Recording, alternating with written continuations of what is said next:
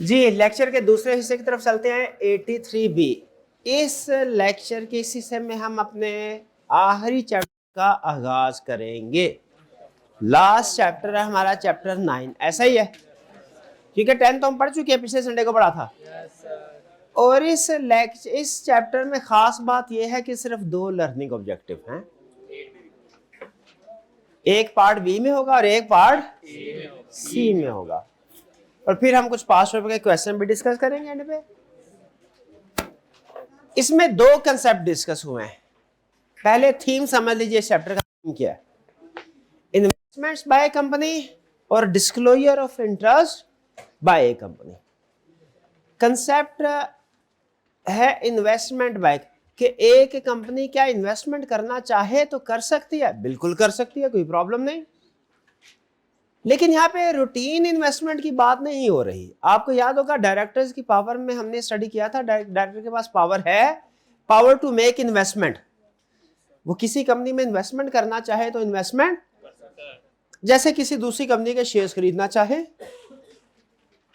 याद रखिएगा, लॉ जब वर्ड इन्वेस्टमेंट यूज करता है तो इससे मुराद किसी दूसरी कंपनी के शेयर खरीदना भी है और किसी दूसरी कंपनी को लोन देना भी है।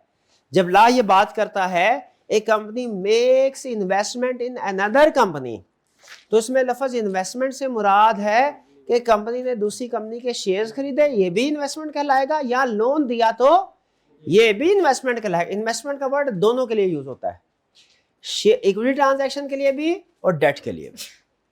तो रेगुलर कंपनी में अगर रेगुलर कंपनी के शेयर्स खरीदने हैं या किसी रेगुलर कंपनी को लोन देना है तो उस सिचुएशन में तो डायरेक्टर्स खुद भी कर सकते हैं ये काम। तो ये कंसेप्ट रेगुलर इन्वेस्टमेंट का नहीं है। ये कंसेप्ट है जब एक कंपनी ने इन्वेस्टमेंट करनी होती है किसी दूसरी एसोसिएटेड कंपनी में।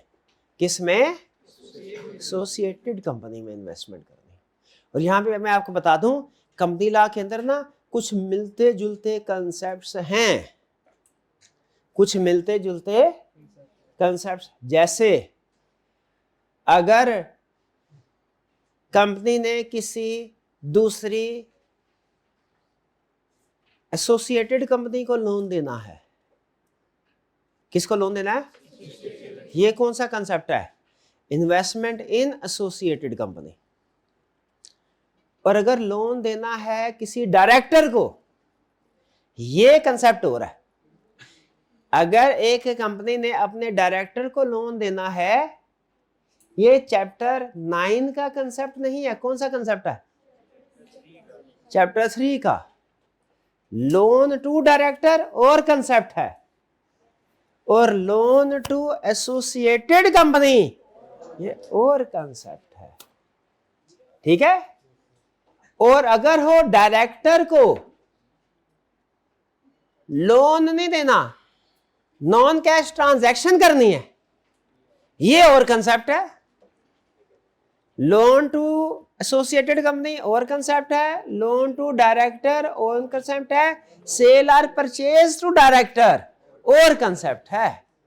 तो केस स्टडी के अंदर ध्यान से आपने देखना है कंसेप्ट कौन सा है। और मुझे पता है मैंने कितना कलब को ये रूल निकाला है, और आपने सुना है और तरस गया हो मैं देखने के लिए कि किसी ने लिखा हो। किसी ने नहीं लिखा। सुभान अल्लाह, आपने लिखा है। शाबाश शाबाश शाबाश शाबाश शाबाश शाबाश। ये मेरा भाई भी लिख रहे यार, है मेरा भाई। इंशाल्लाह कामयाब। लोन टू एसोसिएटेड कंपनी और कंसेप्ट है, लोन टू डायरेक्टर और कंसेप्ट है, सेल और परचेज टू डायरेक्टर और कंसेप्ट है।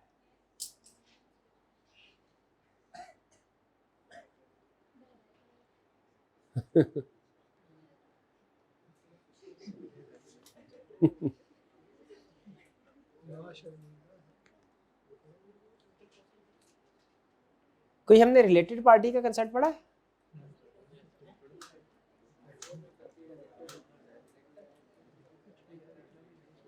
चलिए आगे चलते हैं। तो ये कंसेप्ट कौन सा भला है? इन्वेस्टमेंट इन एसोसिएटेड कंपनी का है। ये जब एक कंपनी दूसरी एसोसिएटेड कंपनी में इन्वेस्टमेंट कर रही है तब अप्लाई होगा। और दूसरा कंसेप्ट कौन सा है?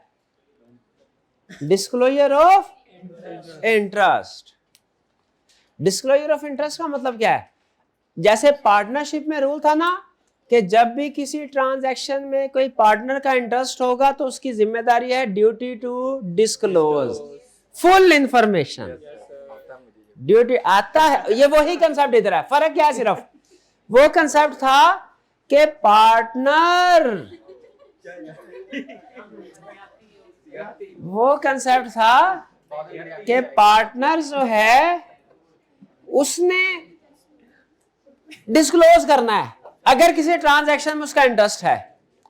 ये कौन सा कंसेप्ट है कि डायरेक्टर ने डिस्क्लोज करना? ना भैया टाइम मैं डिस्ट्रैक्ट हो जाता हूं, ऐसे ना करे, वो फिर ना वो नहीं रहता टेम्पो। हाँ जी, आपने चाय पीनी है, पीनी नहीं पीनी ना पिए मेरे भाई, छोड़ दे। मैं लेक्चर जिस मकसद के असल मकसद वो है, ये असल मकसद नहीं है मेरे भाई।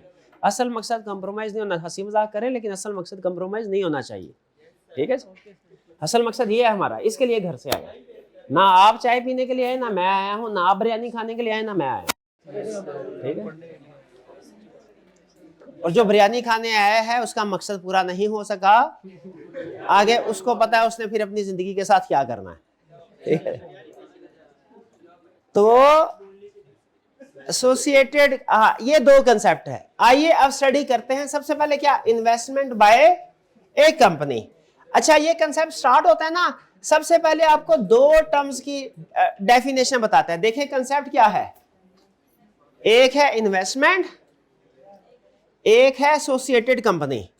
इन दोनों टर्म्स का मतलब समझाएगा आपको। ये ध्यान से आपने समझना है क्योंकि केस स्टडी में अहम इंफॉर्मेशन यही होगी, डिसाइड करना, इसी से वो केस स्टडी क्रिएट करेगा। लफ्ज इन्वेस्टमेंट से क्या मुराद है? कह रहा है investment includes equity, loans, advance, guarantee और any similar arrangement. It does not include normal business credit given on usual term.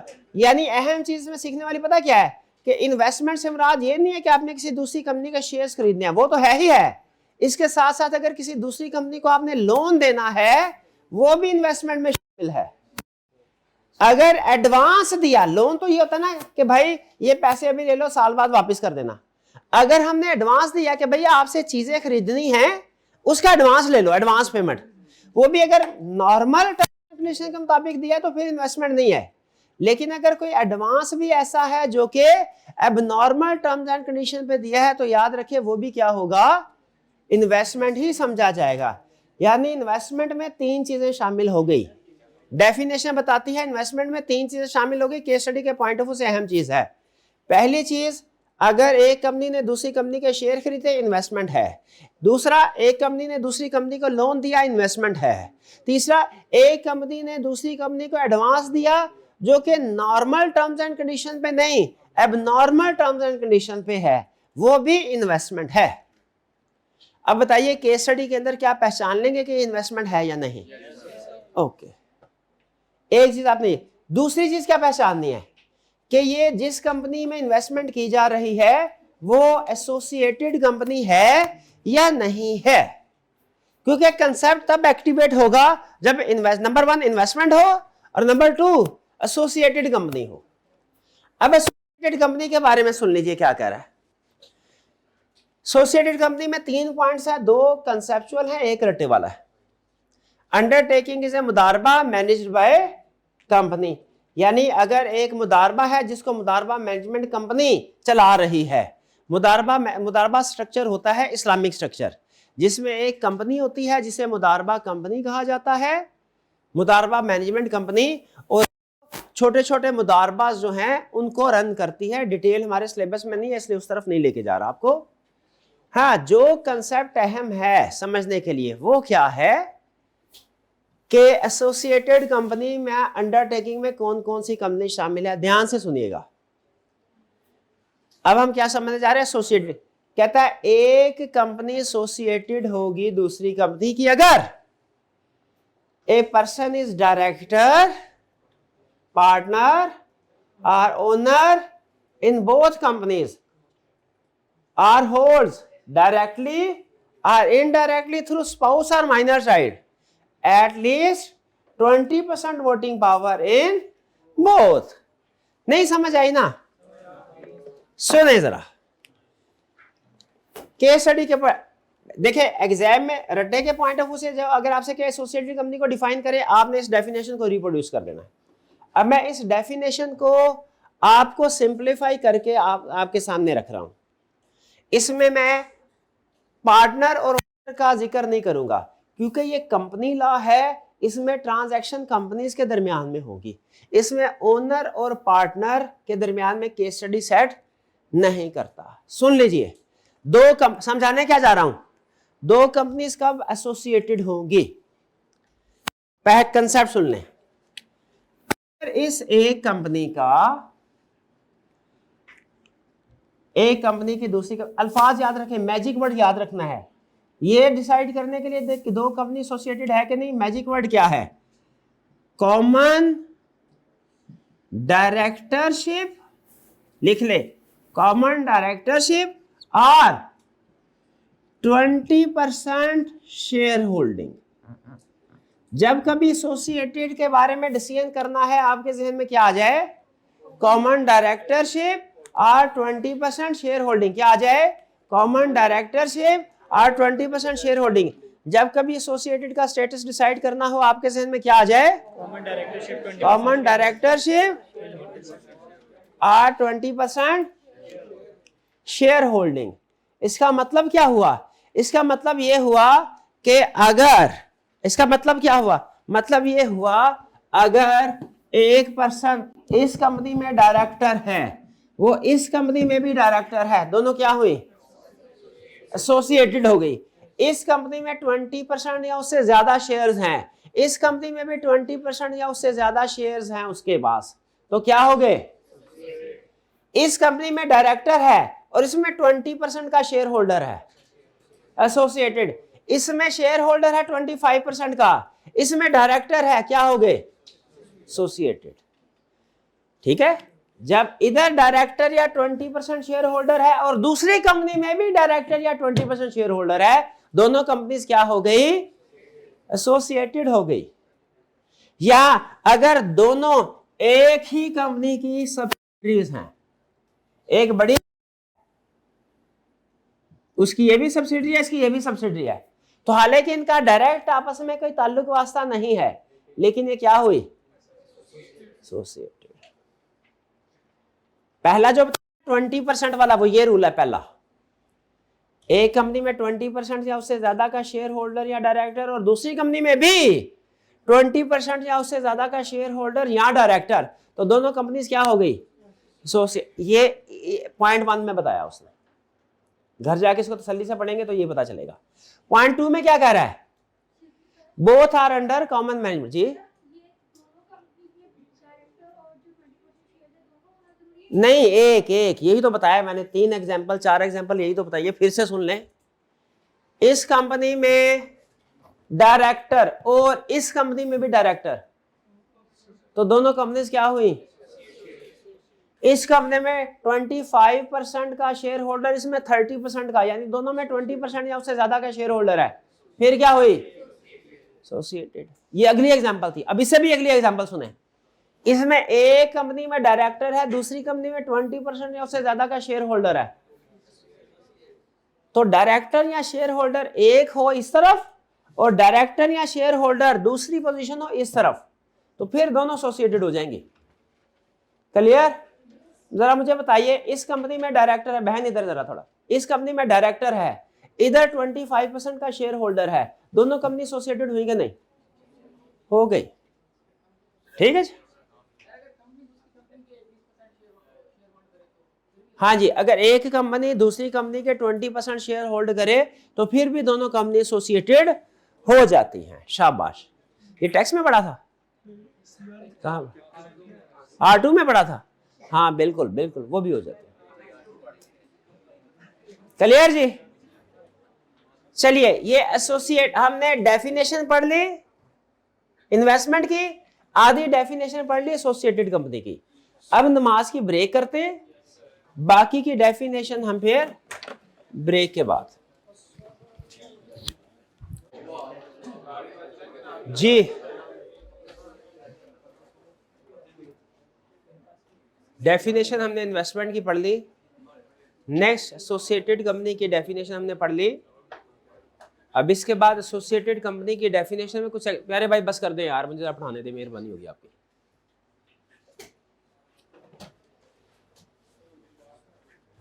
Exception हम स्टडी करने जा रहे हैं। एक्सेप्शन का मतलब क्या है? वो सिचुएशन जिनमें कंपनीज एसोसिएटेड नहीं बनेगी, हालांकि कॉमन डायरेक्टरशिप होगी, कॉमन शेयर होल्डिंग होगी, लेकिन उसके बावजूद दो कंपनी एक दूसरे की एसोसिएटेड नहीं बनेगी। यह है एक्सेप्शन का कंसेप्ट। याद रखिएगा, फिर बता रहा हूं, केस स्टडीज के अंदर आपने ये डिसाइड करना होगा कि क्या ये सिचुएशन इन्वेस्टमेंट में फॉल करती है कि नहीं, इन्वेस्टमेंट डेफिनेशन में, और दूसरी कंपनीज है वो एसोसिएटेड कंपनी है कि नहीं, ट्रांजैक्शन इन्वेस्टमेंट है कि नहीं, और कंपनीज जिनके दरमियान में ट्रांजैक्शन हो रही है वो एसोसिएटेड है कि नहीं। ये आपने केस में साबित करना होगा। जब ये दोनों कंडीशंस ट्रू हो जाएंगी, फिर इन्वेस्टमेंट इन एसोसिएटेड कंपनी का कंसेप्ट अप्लाई होगा। अब इन्वेस्टमेंट इन एसोसिएटेड कंपनी के कंसेप्ट में अभी तक हमने क्या स्टडी किया?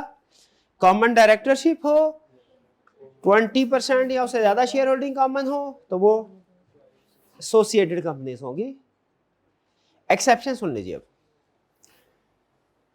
पहली गवर्नमेंट नॉमिनी डायरेक्टर। जब एक पर्सन दो कंपनी में डायरेक्टर तो है, लेकिन वो एक कंपनी में तो रेगुलर डायरेक्टर है, एक कंपनी में नॉमिनी डायरेक्टर है। तो जब कोई पर्सन नॉमिनी डायरेक्टर होगा तो दोनों कंपनीज एसोसिएटेड, किसी भी एक कंपनी में नॉमिनी डायरेक्टर हो जाए दोनों कंपनीज एसोसिएटेड नहीं होंगी। किसी भी एक कंपनी में अगर वो इंडिपेंडेंट डायरेक्टर हो दोनों कंपनीज एसोसिएटेड नहीं होंगी। अगर दोनों कंपनीज में से कोई एक कंपनी गवर्नमेंट का इदारा है तो फिर भी वो कंपनी एसोसिएटेड कंपनीज नहीं होंगी। Shares held by government institution जैसे नेशनल इन्वेस्टमेंट ट्रस्ट तो भी नहीं होंगी। और share central depository company CDC, CDC भी समझे सेंट्रल डिपॉजिटरी कंपनी, सीडीसी भी गवर्नमेंट का ही इदारा है, तो भी वो कंपनी एसोसिएटेड नहीं होंगी। यानी share held in the name of central depository, जब वो बेनिफिशियल ओनर नहीं है, यानी सेंट्रल डिपॉजिटरी बेनिफिशियल ओनर नहीं है। असल में होता यह है कि जैसे आपके पास अगर एक्स्ट्रा पैसे हो तो आप सेफ कस्टडी के लिए बैंक में जमा करवा देते हैं, तो उसी तरह कुछ लोग जो शेयर्स खरीदते हैं, अगर वो शेयर्स को समझते हैं कि घर में किसी वजह से महफूज नहीं है तो वो शेयर्स का भी एक बैंक है। जैसे पैसों का बैंक होता है ना, पैसे के बैंक को तो हम बैंक कहते हैं जिसमें पैसे जमा करवाते हैं सेफ कस्टडी के लिए, उसी तरह शेयर्स का भी एक बैंक होता है। वो पैसों को एक्सेप्ट नहीं करता, शेयर्स को एक्सेप्ट करता है। आप उसमें अपने शेयर्स रखवा सकते हैं ताकि सेफ कस्टडी के लिए उसके पास हो, बाद में सेल परचेज करना भी आसान होता है। उस शेयर्स वाले बैंक को कहते हैं सेंट्रल डिपॉजिटरी कंपनी। और असूल याद रखिएगा, सेंट्रल डिपॉजिटरी कंपनी के पास जो पैसे होते हैं, जो शेयर्स होते हैं, वो उनकी खुद मालिक नहीं होती, बेनिफिशियल ओनर नहीं है। क्यों? क्योंकि उसके पास शेयर अमानत के तौर पे हैं, वो खुद उस शेयर का ओनर। जैसे बैंक के पास जो पैसे हैं, क्या बैंक उन पैसों का बेनिफिशियल ओनर है? बेनिफिशियल ओनर का मतलब खुद ट्रू ओनर है, वो ट्रू ओनर नहीं है। तो अगर एक कंपनी के पास किसी पर्सन ने कोई शेयर खरीदे और वो शेयर सीडीसी के पास रखवा दिए, अब सीडीसी के पास शेयर फर्ज करें 20% से ज्यादा हो गई, तो क्या जिस कंपनी के 20% से ज्यादा शेयर वो सीडीसी की एसोसिएटेड कंपनी हो गई? नहीं। क्यों? क्योंकि सीडीसी ने वो बेनिफिशियल ओनर नहीं है। तो ये 4 एक्सेप्शन है, 2 डायरेक्टर्स वाली, 2 शेयर्स वाली। अगर कोई पर्सन डायरेक्टर हो, इंडिपेंडेंट डायरेक्टर या नॉमिनी डायरेक्टर, या शेयर्स होल्ड कर रहे हो कोई इदारा गवर्नमेंट का या सेंट्रल डिपॉजिटरी, तो इन सिचुएशन में वो कंपनीज आपस में एसोसिएटेड कंपनीज नहीं होंगी। रिप्रोडक्शन के क्वेश्चन के लिए तो आपको कंप्लीट डेफिनेशन याद करनी है सारी, लेकिन केस स्टडी के लिए ये वाली 2 एक्सेप्शन अहम है, ये वाली 2 एक्सेप्शंस अहम है। और याद रखिएगा जब ये शेयर्स की परसेंटेज काउंट करनी है ना, तो दो कंडीशन याद रखिएगा। अगर शेयर स्पाउस या माइनर चाइल्ड के पास हैं, वो भी कंसीडर होंगे परसेंटेज कैलकुलेट करते हुए। वो समझा जाता है कि उसी पर्सन के है जो उसके स्पाउस या माइनर चाइल्ड के पास हो। और दूसरा, ये ऑर्डिनरी शेयर की बात कर रहे हैं 20% की जमा, प्रेफरेंस शेयर की बात नहीं कर रहे। ऑर्डिनरी शेयर जब परसेंटेज कैलकुलेट करनी है तो कौन से शेयर्स इंक्लूड करने हैं? प्रेफरेंस शेयर इंक्लूड नहीं करने। ये डेफिनेशन समझ आई? ये एसोसिएटेड कंपनी वाली डेफिनेशन थोड़ी लेंथी है। कंडीशन समझ आ गई आपको? मेन कंडीशन आपने क्या याद रखनी है केस स्टडी के पॉइंट ऑफ व्यू से? रिप्रोडक्शन तो कंप्लीट डेफिनेशन याद करनी है। केस स्टडी के पॉइंट ऑफ से कॉमन डायरेक्टरशिप और share holding at the rate of 20%, ये चीज। और फिर दो एक्सेप्शन के इंडिपेंडेंट डायरेक्टर, नॉमिनी डायरेक्टर हो तो वो एसोसिएटेड कंपनीज। ये सारा कंसेप्ट अप्लाई करने के बाद आप क्या केस स्टडी में ये डिसाइड करने के काबिल हैं कि दो कंपनीज के दरमियान में जो ट्रांजैक्शन है वो इन्वेस्टमेंट है या नहीं? क्या ये डिसाइड कर लेंगे? क्या ये डिसाइड कर लेंगे कि दो कंपनीज जिनमें ट्रांजैक्शन हो रही है वो एसोसिएटेड कंपनी है या नहीं? होल्डिंग सब्सिडी एसोसिएटेड होती है कि नहीं? होल्डिंग की कोई सब्सिडी अगर और सब्सिडी हो वो एसोसिएटेड होगी कि नहीं? होगी। चलिए आगे चलते हैं। अब असल कंसेप्ट शुरू होगा ये बात, लेकिन अब आगे वाला कंसेप्ट इजी है, ये टेक्निकल था जी।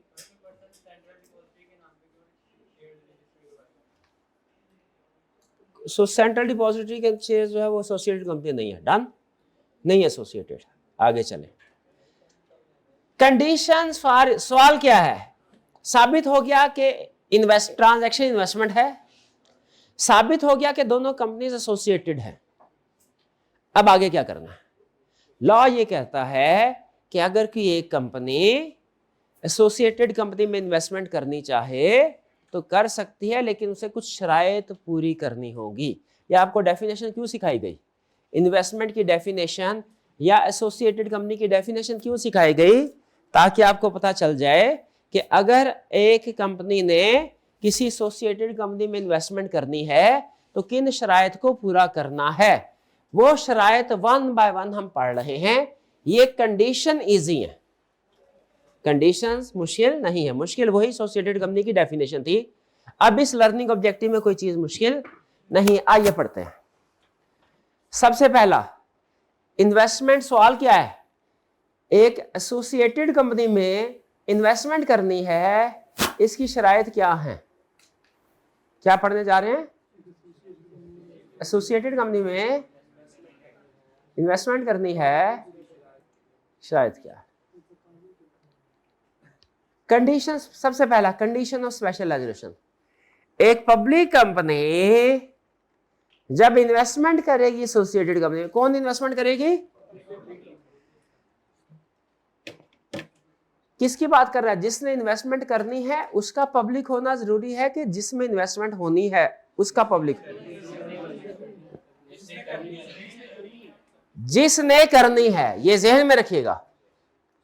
इन्वेस्टिंग कंपनी का पब्लिक होना जरूरी है। इन्वेस्टी जिसमें इन्वेस्टमेंट होनी है वो जो मर्जी हो।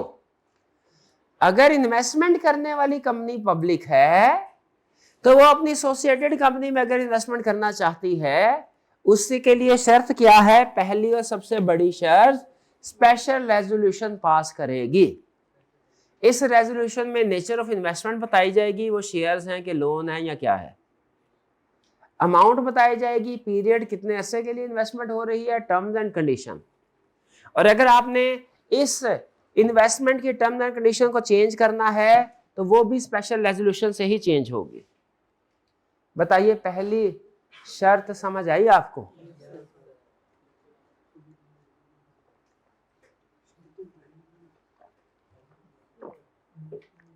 क्या शर्त है? कि अगर पब्लिक कंपनी है तो स्पेशल रेजोल्यूशन पास करनी है, प्राइवेट कंपनी है तो स्पेशल रेजोल्यूशन की जरूरत नहीं। डन। दूसरी एडिशनल कंडीशन। अब जो एडिशनल कंडीशन है ना, ये अब सबके लिए है, चाहे पब्लिक है चाहे प्राइवेट है। अगर इन्वेस्टमेंट लोन की शक्ल में है, किसकी शक्ल में, तो फिर कुछ मजीद कंडीशंस भी हैं। वो क्या है? पहला, एग्रीमेंट। इन्वेस्टमेंट रिटर्न एग्रीमेंट में होगी, ज़बानी कलामी नहीं होगी, और उस रिटर्न एग्रीमेंट में सारी टर्म्स एंड कंडीशन लिखी जाएंगी। पहली शर्त देखें, एग्रीमेंट रिक्वायरमेंट समझ आती है?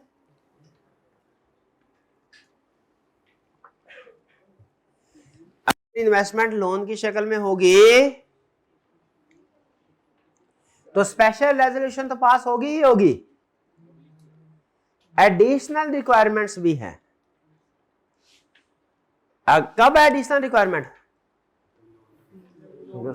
पहली रिक्वायरमेंट क्या है? रिटर्न एग्रीमेंट होगा। दूसरी एग्रीमेंट क्या है? जो रेट ऑफ इंटरेस्ट होगा ना लोन पे, यानी रेट ऑफ रिटर्न, वो कम से कम उतना होगा जितना बोरोइंग कॉस्ट है इन्वेस्टिंग कंपनी की, जो कंपनी इन्वेस्टमेंट करे उसकी बोरोइंग कॉस्ट, या एससीसीपी ने जो रेट स्पेसिफाई किया है, दोनों में से जो हायर है वो होगा, विच एवर इज हायर। और ये इंटरेस्ट पीरियोडिकली रिकवर करना है, वरना डायरेक्टर जिम्मेदार होंगे। दूसरी शर्त क्या है कि इंटरेस्ट का रेट कितना होगा? रेट ऑफ इंटरेस्ट क्या होगा? जितना कंपनी की बोरिंग कॉस्ट, पता है किसको बोलते हैं? जिस रेट पे कंपनी ने खुद लिया। ठीक है, ऐसा ना हो कंपनी ने खुद, तो पब्लिक कंपनी ने खुद 10% रेट ऑफ इंटरेस्ट पे लोन लिया है, एसोसिएटेड कंपनी को 3% पे दे दे, ऐसा नहीं हो सकता। बोरिंग कॉस्ट नुकसान होगा कंपनी को। बोरिंग कॉस्ट से कम पे रेट ऑफ इंटरेस्ट एग्री नहीं हो सकता, या जो अगर एससीसीपी ने हायर रेट स्पेसिफाई किया तो वो whichever is higher. SCCP ने बोला 12%, कंपनी की बोरिंग कॉस्ट 10% है, तो कम से कम कितना रेट रिकवर करवाना है? 12%।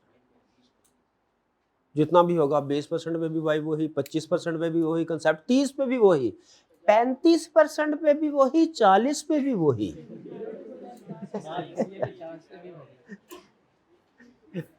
नहीं, 12% के साथ पूरी समझ नहीं आई थी कि which ever is higher.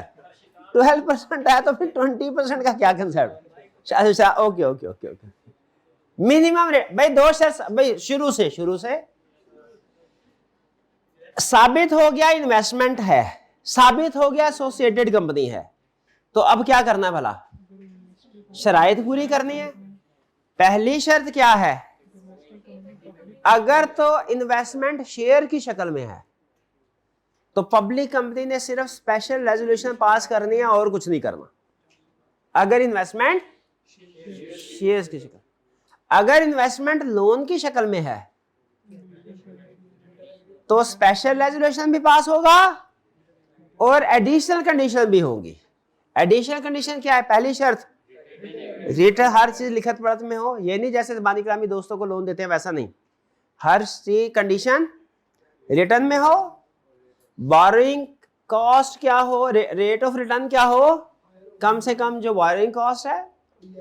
Due diligence करे। ड्यू डिलिजेंस का मतलब है डायरेक्टर इन्वेस्टिगेशन करे कि क्या कंपनी इस काबिल है कि लोन वापस कर सकेगी।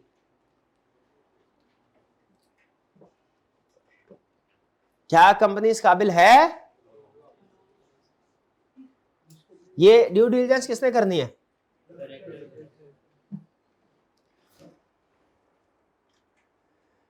फिर बस ये शर्त है, register of investment in associated company. Her company एक रजिस्टर मेंटेन करेगी जिसमें एसोसिएटेड कंपनी की सारी इन्वेस्टमेंट की डिटेल होगी। ये 3 कंडीशन है। क्या है? Additional condition. रजिस्टर वाली कंडीशन भी ऐड कर दे। खैर है भाई, बात समझ आई? ये था इन्वेस्टमेंट इन एसोसिएटेड कंपनी का कंसेप्ट। ये खत्म हो गया कंसेप्ट। आगे अगला कंसेप्ट शुरू हो रहा है। अगला कंसेप्ट पढ़ाऊं? क्या इन्वेस्टमेंट की डेफिनेशन क्लियर हो गई? एसोसिएटेड कंपनी की डेफिनेशन क्लियर हो गई? कंडीशन समझ आ गई? कह रहे investment to be held in companies own name. Company जितनी भी इन्वेस्टमेंट करेगी किसके नाम पे होगी? भाईजान ने सारी उम्र जॉब करके बाहर के मुल्क में बेतहाशा पैसे कमा के वापस आए, प्रॉपर्टी खरीदना चाहते हैं, प्रॉपर्टी किसके नाम पे होनी चाहिए? भाई के नाम पे होनी चाहिए कि किसी कजन के नाम पे कर दें? कंपनी ने जितनी प्रॉपर्टी खरीदी, चाहे 1 रुपए की हो चाहे 1 अरब की हो, किसके नाम पे होनी चाहिए? ये असूल है। लेकिन इसकी कुछ एक्सेप्शन है। अजीब बात, अजीब बात, आजकल का दौर तो ऐसा है कि बचपन का पुराना दोस्त एक कप चाय कहने को पिलाने को कह दे, वो कहते हैं भैया पैसे नहीं, आज नहीं कल पिलाऊंगा। इस दौर में नफसा नफसी के आलम में कंपनी अपनी प्रॉपर्टी किसी और के नाम कर रही है। एक्सेप्शन का मतलब क्या है? प्रॉपर्टी कंपनी की, नाम किसी और के। कब होगा ये, कब होगा ये काम? अभी बता, सुन ले।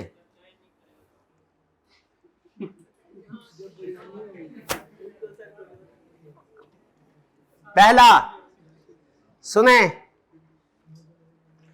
क्या आपने होली ओन सब्सिडी का नाम सुना है? होली ओन सब्सिडी कौन सी होती है? आपको याद होगा, इसके एग्जांपल दी थी, जैसे पीटीसीएल के पास यूफोन के 100% शेयर्स हैं, तो यूफोन होली ओन सब्सिडी है, प्राइवेट कंपनी है। यूफोन होली ओन सब्सिडी है किसकी? तो आज तक आपने इतना ना सोचा कि प्राइवेट कंपनी के तो कम से कम 2 मेंबर होने चाहिए। तो पीटीसीएल के पास अगर 100% शेयर हैं तो यूफोन का तो सिर्फ 1 ही मेंबर होगा, तो मिनिमम नंबर ऑफ मेंबर तो 2 होने चाहिए। तो ये तो वायलेशन हो गई। सोचा आज तक आपने ये? अब सोचे, अब सोचे कैसे होगा कि नहीं। भाई मेंबर कितने, प्राइवेट कंपनी के कितने मेंबर होने चाहिए? अगर होली और सब्सिडरी यूफोन पीटीसीएल की, तो यूफोन के कितने मेंबर हुए? 1 हुआ ना, क्योंकि सारे के सारे शेयर पीटीसीएल के पास है। तो मिनिमम नंबर 2 की रिक्वायरमेंट, मेंबर 2 की रिक्वायरमेंट कैसे पूरी होगी? सवाल ये, इसका जवाब ये है, हाँ, इस कंपनी में पीटीसीएल क्या करेगी? 1 शेयर या कम से कम जितने शेयर जरूरी हो, एक या जितने भी शेयर जरूरी हो, वो किसी और पर्सन के नाम लगा देगी और उसे भी मेंबर बता देगी, ताकि मिनिमम नंबर ऑफ मेंबर की रिक्वायरमेंट पूरी हो जाए। शेयर किसके? कंपनी के, किसी दूसरे के नाम। लेकिन कब कर सकते हैं? जब मिनिमम नंबर की रिक्वायरमेंट पूरी करनी हो। क्लियर हुई बात? आगे चलते हैं। दूसरा, नॉमिनी डायरेक्टर। जब एक कंपनी जो खुद डायरेक्टर नहीं बन सकती दूसरी कंपनी की, उसने किसी दूसरी कंपनी में अपना एम्प्लॉय नॉमिनी डायरेक्टर बनाना हो, अपना बंदा नॉमिनी डायरेक्टर के तौर, तो क्या नॉमिनी डायरेक्टर के पास शेयर होना जरूरी है ना? वैसे लाजमी नहीं है, लाजमी नहीं है, लेकिन अगर करवाना चाहे तो उसके नाम पे शेयर रजिस्टर करवा सकते हैं। यस, इस सूरत में है शेयर्स किसके हैं? कंपनी के, लेकिन किसके नाम पे ट्रांसफर कर दिए? नॉमिनी डायरेक्टर के। किस लिए? ताकि वो नॉमिनी डायरेक्टर बन जाए। बाज़ औक़ात कंपनी के आर्टिकल्स में लिखा होता है, वैसे नॉमिनी डायरेक्टर बनने के लिए हमने एक्सेप्शन में पढ़ा था, एक्सेप्शन में पढ़ा था ना, ये director must be A member की एक्सेप्शन में पढ़ा था। नॉमिनी के लिए शेयर होल्डर होना जरूरी नहीं, लेकिन अगर कंपनी के आर्टिकल्स में लिखा हो कि हर डायरेक्टर के पास कम से कम 10,000 शेयर होने चाहिए, तो फिर तो जरूरी हो जाएगा। इस सूरत में फिर अब ये कंपनी दूसरे को कह रही है, भैया मैं डायरेक्टर नहीं बन सकती, जाओ मेरे बिहाफ पे बनो डायरेक्टर। ये कहेगा सर जी डायरेक्टर बनने के लिए 10,000 शेयर चाहिए, मेरे पास 1 रुपया नहीं है। तो फिर कंपनी क्या करेगी? अपने शेयर उसके नाम। लेकिन कितने शेयर? 10,000 तक, इससे जितने जरूरी हैं बस उतने, उससे ज्यादा नहीं। क्वालिफिकेशन शेयर का कंसेप्ट समझ आया? नॉमिनी मेंबर का कंसेप्ट समझ आया? और सेंट्रल डिपॉजिटरी आपको बताया हुआ है कि शेयर्स कंपनी के हैं, लेकिन ट्रांसफर किसका कर दिए? इसकी इजाजत है क्या? बिल्कुल इजाजत है। जैसे ये भाईजान ने सारी उम्र की कमाई बैंक में जमा करवा दी, मैंने कहा पागल हो, और सारी उम्र की कमाई किसी और को दे दी। उसने कहा सर जी टेंशन ना लें, वो पैसे भी मेरे ही है, उसने मेरे बिहाफ पे पैसे रखे हैं, जब चाहे निकलवा लो। तो सेंट्रल डिपॉजिटरी कंपनी को जो शेयर्स हम देते हैं क्या वो उसके हो जाते हैं? तो अमानतन उसके पास है, वो एक तरह से बैंक है सिक्योरिटीज का। तो ये 3 केसेस है जिनमें क्या होगा भला,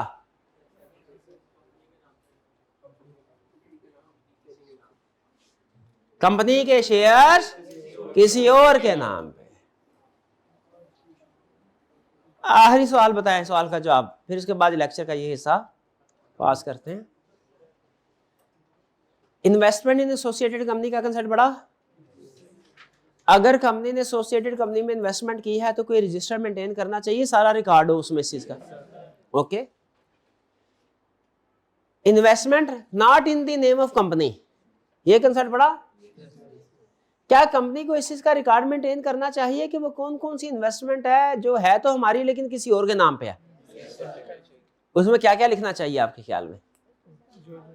नाम, कितने शेयर हैं, क्यों ट्रांसफर करो है, वगैरह वगैरह।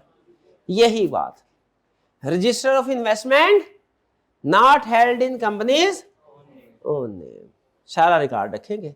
इसको कौन इंस्पेक्ट कर सकता है इस रजिस्टर को? Share holder, free of charge. दूसरे कब इंस्पेक्ट कर सकते हैं? पेमेंट करके। क्या सर्टिफाइड कॉपी मिल, ये हर रोज कितने दिन के लिए ओपन होगा, यानी देखा जा सकता है? हर रोज 2 घंटे के लिए। शाबाश, ये बातें कुछ पड़ी पड़ी सी लग रही है कि मेंबर सर्टिफाइड कॉपी रिक्वेस्ट कर सकता है, कंपनी 7 दिन में प्रोवाइड करेगी, नहीं करती तो रजिस्ट्रार के पास भागे भागे जाना है, जो कंपनी को ऑर्डर करेगा कॉपी प्रोवाइड करो। कहीं कहीं चैप्टर 7 में कहीं पढ़ा था, कहां पढ़ा था?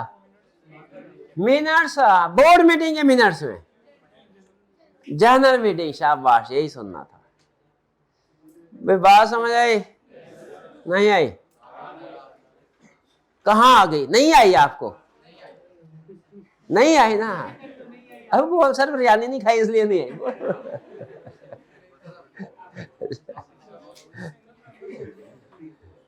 आपका क्वेश्चन था, मैंने होल्ड किया था, आपने पूछा, पूछिए क्या क्वेश्चन? हाँ, सवाल इनका ये है कि सर अगर कंपनी के शेयर्स हैं, कंपनी ने किसी को नॉमिनी डायरेक्टर बनाना है, उसको शेयर ट्रांसफर कर दिए, तो क्या वो पूरा मालिक बन गया? डिविडेंड अब किसको मिलेगा? डायरेक्टर को कि कंपनी को? कंपनी, क्योंकि बेनिफिशियल ओनर कंपनी है, डायरेक्टर नहीं। और अगर डायरेक्टर शेयर बेच के भाग गया तो प्रैक्टिकली कुछ ऐसे काम कर लिए जाते हैं, डायरेक्टर भागना भी चाहे तो नहीं भाग सकता। अब वो काम क्या है, चूंकि हमारे सिलेबस में नहीं है तो मैं बिला वजह बता के आपको कंसेप्ट कॉम्प्लेक्स नहीं करना चाहता, नहीं करना चाहता। एक छोटा सा बस इशारा दे देता हूं कि हम सारे के सारे शेयर सिंगल उस पर्सन के नाम पे ट्रांसफर नहीं करेंगे, उस पर्सन के नाम पे भी ट्रांसफर होंगे और जॉइंट शेयर होल्डर के तौर पे कंपनी का खुद का नाम भी होगा, लेकिन पहले उस पर्सन का नाम लिखवाएंगे रजिस्टर ऑफ मेंबर में, ताकि कंपनी की मर्जी के बगैर वो शेयर बेच ना सके। मेंबर भी बन जाएगा, आपको जॉइंट ओनर अलाउड है तो वो मेंबर भी बन जाता है। लेकिन चूंकि जॉइंट ओनरशिप है, जॉइंट ओनरशिप में सूल होता है, जब सारे ओनर जब तक डॉक्यूमेंट पे साइन नहीं ना करेंगे वो प्रॉपर्टी बिकती नहीं है, तो इसीलिए वो बेच भी नहीं सकता। ठीक है, और डिविडेंड को ऐसे कंट्रोल किया जाता है कि कंपनी के मेंबर वो है, लेकिन वो कहता है क्योंकि डिविडेंड लॉ ने इस चीज की इजाजत दी है कि शेयर होल्डर अपना डिविडेंड किसी और को भी ट्रांसफर करवा सकते, वो कहता है भैया अकाउंटेड कंपनी का होगा, तो जो काउंट करवाए कंपनी का तो डिविडेंड किधर जाता है सारा, तो प्रैक्टिकली चीजों की सेटलमेंट हो जाती। भैया ये बात समझ आ गई? क्या इन्वेस्टमेंट इन एसोसिएटेड का कंसेप्ट समझ आ गया आपको? नहीं आया? नहीं आया? नहीं आया, ठहर जाए, 1 मिनट ठहरे। आ गया तो अभी है, अभी एक कोई सुंदर सा क्वेश्चन देखते हैं। हाँ, यही क्वेश्चन नंबर 2। शाबाश, भाई ने क्वेश्चन नंबर 2 बोला, भाई की बात मान लेते हैं, छोटे भाई की बात।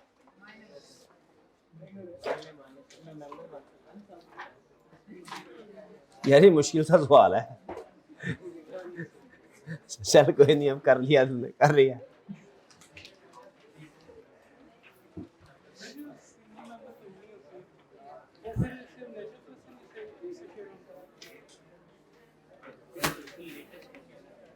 अब बिल्कुल लेटेस्ट क्वेश्चन है। ओके ओके, आइए फिर पढ़। अच्छा पहले वार्म अप एक्सरसाइज में करवाना चाह, ये भी करते हैं। एक क्वेश्चन था,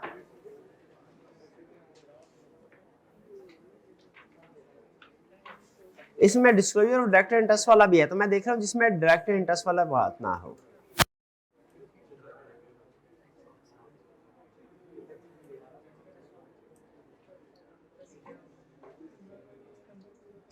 हाँ चले,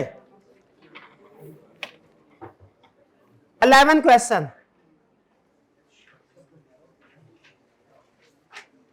Discuss provisions of the Companies Act 2017 that are required to be complied with by BPL with respect to the above loan.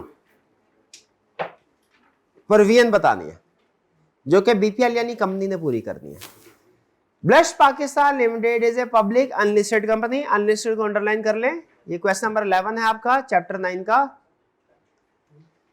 Manage by ivory private limited, IPL unlisted company है जिसको मैनेज कौन कर रहा है? IPL. BPL has been using a special raw material for production of its main products in order to meet its future raw material requirement. BPL is considering to grant, BPL क्या कर रही है? Special raw material main products के लिए use कर रही है। BPL considering to grant an interest-free loan for a period of 2 years to its sole supplier, Jade Packaging Limited, for expansion of its manufacturing facility. BPL material बनाती है, उसने अपने supplier को लोन देना है 2 साल के लिए। JPL is also managed by IPL. दोनों कैसे एसोसिएटेड है? साबित करें। पहले साबित करें क्या लोन जो है, लोन ये इन्वेस्टमेंट में क्लासिफाई होता है? पक्का इन्वेस्टमेंट की डेफिनेशन में लोन शामिल था? लोन को अंडरलाइन कर लें। दूसरा, क्या ये दोनों कंपनी जिनमें ट्रांजैक्शन हो रही है यानी बीपीएल और जेपीएल, क्या ये एसोसिएटेड कंपनीज हैं? ये कैसे पता चला? एसोसिएटेड कंपनी की डेफिनेशन का पॉइंट था both are under common management और कंट्रोल, दोनों सोर्स। तो ये सिचुएशन कौन, कंसेप्ट कौन सा आ गया? Investment in associated company. अब क्या, बस इतना काम आपका केस स्टडी वाला था। अब क्या करना है भला? कंडीशन लिखनी है। वो रिप्रोडक्शन कौन सी लिखेंगे? सिर्फ एडिशनल वाली के मेन स्पेशल रेजोल्यूशन वाली भी? और दोनों लिखेंगे। और स्पेशल रेजोल्यूशन वाली सबके लिए थी, एडिशनल वाली सिर्फ लोन के लिए थी। स्पेशल रेजोल्यूशन चाहे लोन की शक्ल में इन्वेस्टमेंट हो चाहे शेयर की शक्ल में, हैरान क्यों हो रहे हैं? स्पेशल रेजोल्यूशन हर केस में थी, चाहे इन्वेस्टमेंट लोन की शक्ल में हो।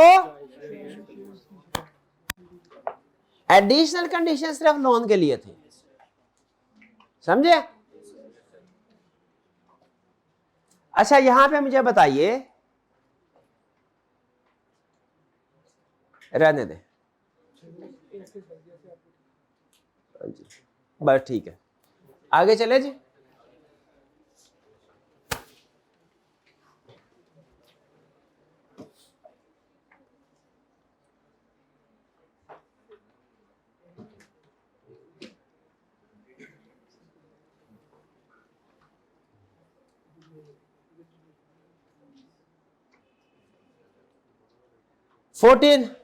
Under the provision of Companies Act 2017, specify the condition which KL must fulfill before opting for any of the above investment options. क्या आप पढ़ते हैं? Kalam Limited is considering the following option to invest its excess funds. KL पहला क्या है? Acquire 8% share holding यानी 8% share खरीदे in Lighter Oil Limited for rupees 120 million. LOL is growing company and is expected to fetch higher returns in future. बताइए क्या investment है? Investment है कि नहीं है? एसोसिएटेड कंपनी है क्या? ना। तो ये नॉर्मल केस है, नॉर्मल केस में इन्वेस्टमेंट कौन कर सकता है? डायरेक्टर्स। नॉर्मल केस में इन्वेस्टमेंट कौन कर सकता है? Clear?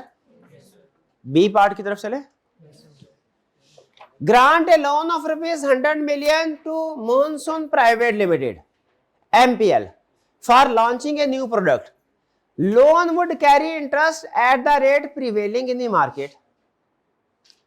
KL currently holds 25% of MPL's paid up capital. पहला सवाल, क्या इन्वेस्टमेंट है? दो कंपनीज के दरमियान में ट्रांजैक्शन हो रही है कि कंपनी और डायरेक्टर के दरमियान में? क्योंकि दो कंपनी की ट्रांजैक्शन हो तो फिर इन्वेस्टमेंट इन एसोसिएटेड कंपनी वाला कंसेप्ट है. अगर एक कंपनी और डायरेक्टर के दरमियान में ट्रांजैक्शन हो तो फिर वो कंसेप्ट और हो जाता है, फिर वो नॉन कैश ट्रांजैक्शन में डायरेक्टर वाला हो सकता है, कंसेप्ट हो जाए या कोई और. तो क्या इन्वेस्टमेंट है ये लोन? क्या ये एसोसिएटेड कंपनी है? कैसे पता चला एसोसिएटेड कंपनी है? एक कंपनी के पास दूसरी कंपनी के 20% या उससे ज्यादा शेयर्स हैं, दोनों क्या हो गई? तो ये बताइए इन्वेस्टमेंट इन एसोसिएटेड कंपनी का कंसेप्ट आ गया? क्या है? अब सिर्फ पहले वाली कंडीशन लिखनी है कि एडिशनल वाली भी? पहली वाली क्यों लिखनी है? वो तो हर केस में आएगी. और दूसरी वाली क्यों लिखनी है? डन. अच्छा, यहां पे वो सवाल जो पिछले क्वेश्चन में नहीं पूछा था मैंने, जिसने लोन देना है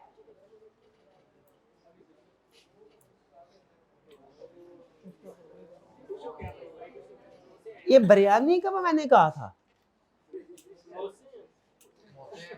समोसे, समोसे भी मैंने कहा था.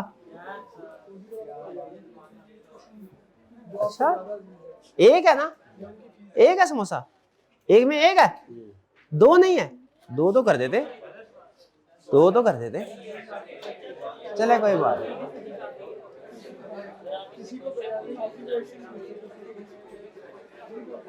किसी को बिरयानी, किसी को समोसे. हाँ कोई बात नहीं. वो बेचारे बैठे भी काफी देर रहे हैं. आपने तो 2-2.5 घंटे पढ़ के निकल जाना, 3.5 घंटे बैठे रहे बेचारे. सवाल मेरा उधर ही रह गया.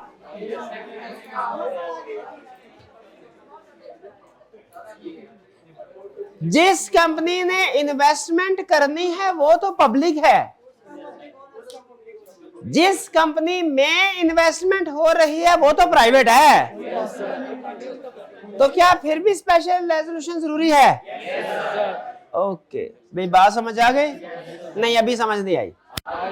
क्या इन्वेस्टमेंट इन एसोसिएटेड कंपनी का कंसेप्ट समझ आया? नहीं आया.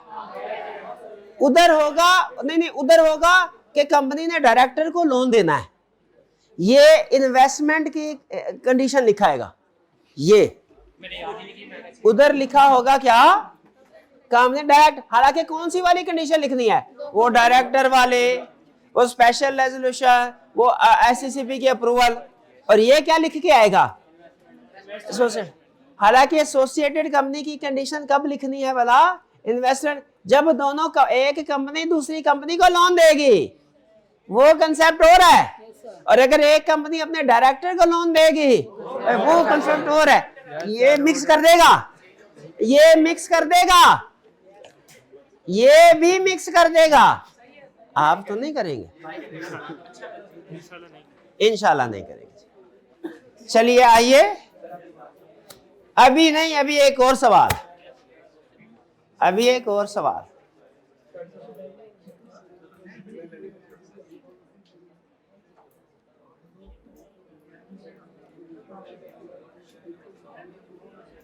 ये टेबल सवाल जैसे आता है मुझे लगता है बड़ा मुश्किल है.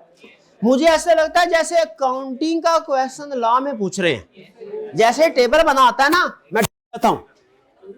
मैं क्यों डर जाता हूं? टेबल आता है जब लॉ के पेपर, मुझे लगता है अकाउंटिंग का ट्रायल बैलेंस वाला आ गया तो मैं कहता हूं ट्रायल बैलेंस क्यों आ गया, ये तो मुझे नहीं आता, ये तो मैंने तैयार. ऐसा है मेरे साथ, आपके साथ तो ऐसा नहीं है।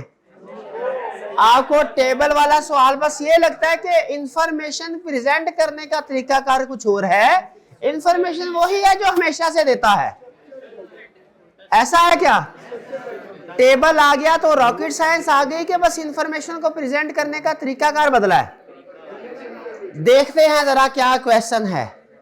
ये कहानी है लतीफ सईद की जिंदगी की। लतीफ सईद कौन था, उसके साथ क्या वक़ुआ हुआ, सुनिए सुनिए सुनिए। कह रहे under the provisions of Companies Act 2017 briefly explain whether FCL is justified in holding its investment in name of other individuals. ये इन्वेस्टमेंट इन अदर, अच्छा ये मैं समझा इन्वेस्टमेंट इन एसोसिएटेड कंपनी वाला कंसेप्ट है। ना ना ना ना ना ना ना ना ना ना ना ना, ये वो नहीं है। हाँ, ये इन्वेस्टमेंट दूसरे लोगों के नाम पे है, अपनी सारी उम्र की कमाई किसी दूसरे में बांट दी, ये वो वाला कंसेप्ट है। Also state potential consequences of failing to comply. Out of syllabus question है, ये नहीं करना, दूसरा हिस्सा नहीं करना। पोटेंशियल कॉन्सिक्वेंसेज ऑफ लिखा होगा, पढ़ लीजिएगा अपने इंटरेस्ट के लिए। यस ले कह रहा लतीफ सईद शेयर होल्डर था फाल्कन कार्स लिमिटेड में। रिसेंटली उसने certified copy of companies investment register हासिल की। और कंपनी के इन्वेस्टमेंट रजिस्टर की कॉपी तो मिलती ही नहीं, किसी को भी नहीं मिलती, कि शेयर होल्डर को मिल जाती है, मिल जाती है। जैसे ही उसने इन्वेस्टमेंट रजिस्टर की कॉपी को देखा, उसके होश उड़ गए, हैरान रह गया, उसके पैरों के नीचे से जमीन निकल गई, ऊपर का सांस ऊपर और नीचे का सांस नीचे रह गया। ऐसी हैरान कुन बात उसने नोट की इन्वेस्टमेंट रजिस्टर में। क्या हुआ ये सुने, फिर एक वाक्य हुआ हो तो बताऊं, दो वाक्य हुए हो तो भी बता दूं, तीन वाक्य हुए क्या क्या बताऊं, एक एक करके सुने। फिर सुने, सबसे पहले he observed a document revealed FCL has invested in share of various companies. बहुत सी कंपनी में इन्वेस्टमेंट किया। However, he observed that shares of some companies are held in the name of other individuals. Company के share दूसरों के नाम पे है। Details ये है, सुने पहली डिटेल। इन्वेस्टी कंपनी कौन सी होती है? जिसने की है कि जिसमें की है? जिसमें की है। ओके, एल्बेट्रॉस छोटे भाई को भेजो, छोटे भाई को भेजो, छोटा भाई से ये करने आएगा, फिर उसको खिलाएंगे। Albatross motor bikes limited AML an unlisted company में इन्वेस्टमेंट किया है। कितने? 100%। शेयर्स किसको दिए? Munir Noor an FCL employee nominated as a member of AML holds 1 share. और Salman Tanveer FCL director nominated as another member hold 1 share. तो गलत किया ना? क्यों?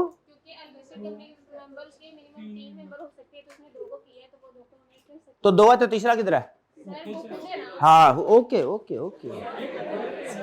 अनलिस्टेड कंपनी है, कम से कम 3 होने चाहिए, एक वो खुद है, तो असल में उसने क्या किया इनको? हाँ, मिनिमम नंबर ऑफ मेंबर्स बढ़ाने पूरे करने के। Okay. Raven cars limited RCL listed company 15%। Awais Parvez in FCL director nominated as a director of RCL holds 10% share. बताइए क्या ये ठीक है? मुझे तो ये भी गलत लग रहा है। नॉमिनी मेंबर बनाने के लिए शेयर ट्रांसफर कर सकते हैं, नॉमिनी डायरेक्टर के लिए कर सकते हैं, कर सकते हैं, लेकिन कितने? Qualification share. तो इसमें हम लिखेंगे अगर तो क्वालिफिकेशन शेयर 10% है फिर तो ठीक है, लेकिन अगर क्वालिफिकेशन शेयर कम है और ज्यादा ट्रांसफर कर दिया है तो फिर ये गलत है। भाई समझ आती है बात? फिर ये गलत है, क्योंकि उसने क्वालिफिकेशन शेयर नहीं बताया, इसलिए हम इफ करके बात कर रहे हैं। तीसरा case, code trackers limited CTL unlisted company with 5 members. इसमें 5% शेयर होल्डिंग है। Qaim Raheel SCL director nominated as a member of CTL hold 1 share.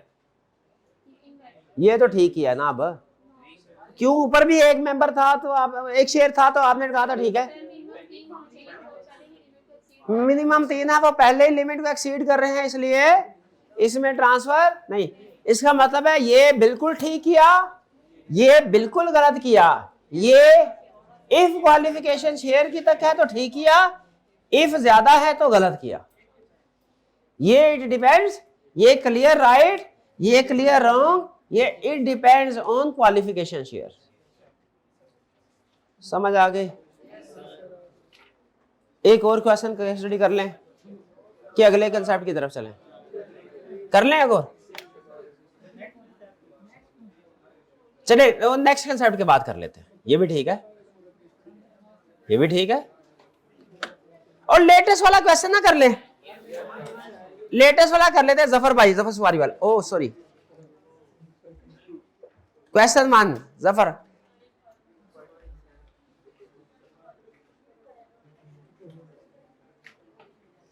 Under the Companies Act 2017, specify all the conditions that must be satisfied by WRL before it can grant the proposed financial assistance to CBL.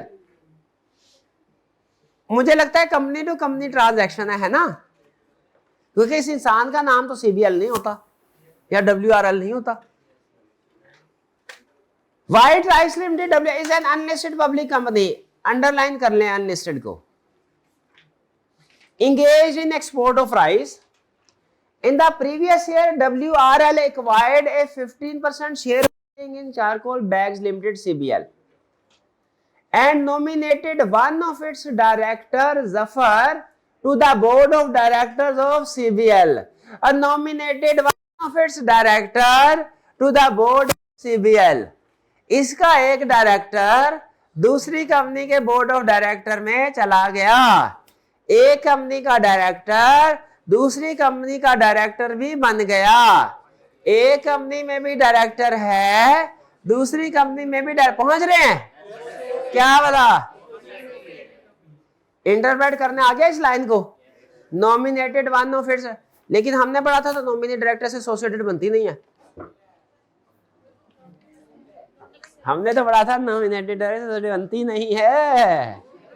ये कैसे बन गई associated? और कैसे पता ही नहीं है तेरे को, बन भी गई एसोसिएटेड, तेरे को पता भी नहीं चला, तेरा ध्यान नहीं था इधर, तेरी आंखों के सामने एसोसिएटेड बन गई, तुझे पता ही नहीं चला। क्यों नहीं पता चला मेरे भाई को? इतने बड़े बड़े हादसे हो गए, क्यों नहीं पता? मेरा भाई इतना बेपरवाह क्यों है? वो लोगों की फिक्र, दुनिया की फिक्र क्यों नहीं करता? दुनिया की फिक्र नहीं करनी चाहिए, आखिरत की फिक्र करनी। सुभान अल्लाह, सुभान अल्लाह। बताया था उर्दू की किताब होती है ना, उसमें लामा इकबाल की शायद एक थे गजल कह ले, क्या कह ले, पहाड़ और गुलहरी। उसमें पता ना क्या शेर था? यूं तो छोटी है जात बकरी की, दिल को लगती है बात बकरी की, पहाड़ और गुलहरी के दरमियान में। हाँ हाँ, और एक और भी कहावत है, कभी कभी खोटा सिक्का भी काम आ जाता है। आज तो भाई ने भी सुनहरे हरूफ से लिखने वाली बात कर दी। क्या बोला? दुनिया की क्या? हाँ, दुनिया की फिक्र नहीं करनी चाहिए, आखिरत की फिक्र कर। शाबाश मेरा भाई, आखिरत की तैयारी कर, जितने भी पैसे जेब से निकाल के मेरे को दे दे। तू क्या करे, दुनिया हम जैसे पापियों के लिए छोड़ दो। क्या नहीं नहीं, रहने दे भाई, रहने दे, वापिस आ जा भाई। नॉमिनी डायरेक्टर में तो हमने पढ़ा एक्सेप्शन है, एसोसिएटेड नहीं बनती। ये कैसे बन गई बहन, कैसे बन गई एसोसिएटेड? एक्सेप्शन में पढ़ा नहीं था नॉमिनी डायरेक्टर? फिर बताएं, बताएं आप। कुछ नहीं पता, किसी को नहीं पता। और भाई वो नॉमिनेटेड बाय गवर्नमेंट था। पढ़े जरा एक्सेप्शन। वो एक्सेप्शन था वो डायरेक्टर जो गवर्नमेंट ने नॉमिनेट किया हो। ये गवर्नमेंट का नॉमिनी डायरेक्टर नहीं है। क्या केस स्टडी करनी आई कैब की आपने? उड़ा के रख देगा आई कैब आपको। वो नॉमिनी बाय गवर्नमेंट था, ये गवर्नमेंट नॉमिनेट नहीं कर रही। तो एसोसिएटेड कंपनी बन गई क्या? बन गई ना एसोसिएटेड? नहीं, फिर से आपने गलती किया, मैं फिर से दोबारा case. WRL is an unlisted public company engaged in export of rice. In the previous year, WRL acquired a 15% shareholding in Charcoal Bags Limited and nominated one of its director. अपना डायरेक्टर उसको nominate किया to the board of CBL। इसका मतलब यह हुआ WRL का director CBL। तो बताइए क्या एसोसिएटेड हुई कि नहीं हुई? लेकिन ये तो नॉमिनी डायरेक्टर की बात कर रहा है, वो तो हमने पढ़ा था कि एक्सेप्शन होती है, एसोसिएटेड कंपनी नहीं बनती। वो गवर्नमेंट नॉमिनी डायरेक्टर था जो एक्सेप्शन था, ये तो कंपनी का नॉमिनी है, ये एक्सेप्शन नहीं है। बेस्ड ऑन अजफर's recommendation, CBL plan to import machinery to improve the quality of bags supplied to WRL। उन्होंने कहा जी मशीनरी इंपोर्ट करो, and has requested WRL on 23 February to provide financial assistance of ₹50 million for a period of। यहां पे उसने direct नाम नहीं लिया loan का, शर्मा गया, लोन का डायरेक्ट नाम नहीं लिया, उसने कहा फाइनेंशियल असिस्टेंस चाहिए। ऐसा ना लोन मांगते हैं, मैं मांगने वाला नहीं हूं लेकिन मेरी मदद कर रहे हैं, ऐसे करे मजबूरी। तो मुझे बताइए ये फाइनेंशियल असिस्टेंस क्या है? क्या ये इन्वेस्टमेंट में क्लासिफाई होती है? लोन है ये। लोन ना होता तो 3 साल का पीरियड क्यों कहता? 3 साल पीरियड के, इसका मतलब क्या कह रहा है? मुझे 3 साल बाद वापस कर दूंगा। पहला सवाल क्या लोन है, इन्वेस्टमेंट है? दूसरा सवाल क्या एसोसिएटेड कंपनी है? तो कौन सा एप्लीकेबल हो गया? Investment in associated company. अब बताइए कौन सी शराइत WRL ने सेटिस्फाई करनी है इन्वेस्टमेंट करने से पहले? ओके ओके ओके, पहुंच गए हैं। अब अंदाजा हो गया आपको कैसे क्वेश्चन पूछता है। चलिए आगे चलते हैं। ये क्वेश्चन 2 ना, इसमें एक दूसरा कंसेप्ट है, 2 कंसेप्ट है, इसलिए ये मैं इस कंसेप्ट के साथ नहीं करवा रहा, नेक्स्ट में देखते हैं इसको। ठीक है जी भैया, इन्वेस्टमेंट इन एसोसिएटेड कंपनी का कंसेप्ट समझ आ गया। इसमें हमने साबित करना सीखा इन्वेस्टमेंट होगी कि नहीं, एसोसिएटेड कंपनी होगी कि नहीं, और फिर उसके बाद कंडीशन आसान थी, एसोसिएटेड कंपनी होगी कि नहीं ये साबित करना मुश्किल है। तो इसके लिए डेफिनेशन अच्छे से याद कर लेंगे। चलिए लेक्चर का दूसरा हिस्सा यहाँ पे खत्म करते हैं हम, इसके बाद तीसरे और आखिरी हिस्से की तरफ चलते हैं, जो थोड़ा सा लेंथी तो है लेकिन टेक्निकल नहीं है, इजी है। ये छोटा था निस्बतन लेकिन टेक्निकल था। ठीक है, एसोसिएटेड कंपनी की डेफिनेशन की वजह से। चलिए जी लेक्चर का ये हिस्सा यहाँ पे खत्म करते हैं।